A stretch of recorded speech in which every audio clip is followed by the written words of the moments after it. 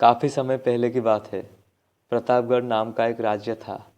वहाँ का राजा बहुत अच्छा था, मगर राजा को एक सुख नहीं था। वह यह है कि उसका कोई संतान नहीं थी।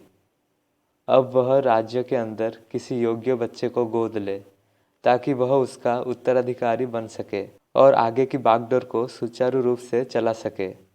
और इसी को देखते हुए राजा ने राज्य में घोषणा करवा दी कि सभी बच्चे राजमहल में एकत्रित हो जाए। ऐसा ही हुआ।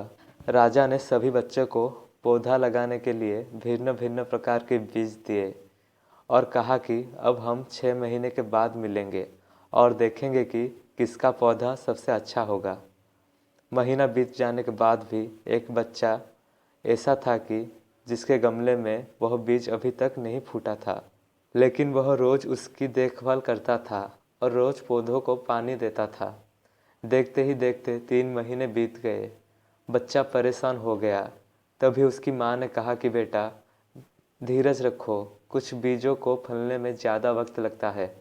और वह पौधों को पानी देता रहा।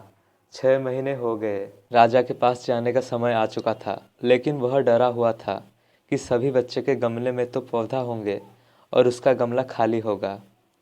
लेकिन वह बच्चा ईमानदार था और सारे बच्चे राजमहल में आ चुके थे। कुछ बच्चे जोश से भरे हुए थे, क्योंकि उनके अंदर राज्य का उत्तराधिकारी बनने की प्रबल लालसा थी।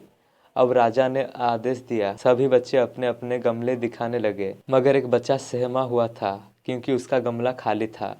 तभी राजा की नज़र उस गमले पर गई। उसने पूछा, तुम्हारा गमला तो खाली है। तो उसने कहा, लेकिन मैंने इस गमले की 6 महीने तक देखभाल की है।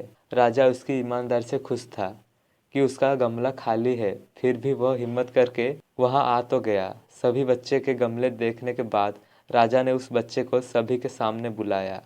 बच्चा सहमा हुआ था और राजा ने वह गमला सभी को दिखाया। सभी बच्चे जोर से हंसने लगे। राजा ने कहा, शांत हो जाइए, इतने खुश मत हो जाइए। आप सभी के पास जो पौधे हैं वो सब बंजर है।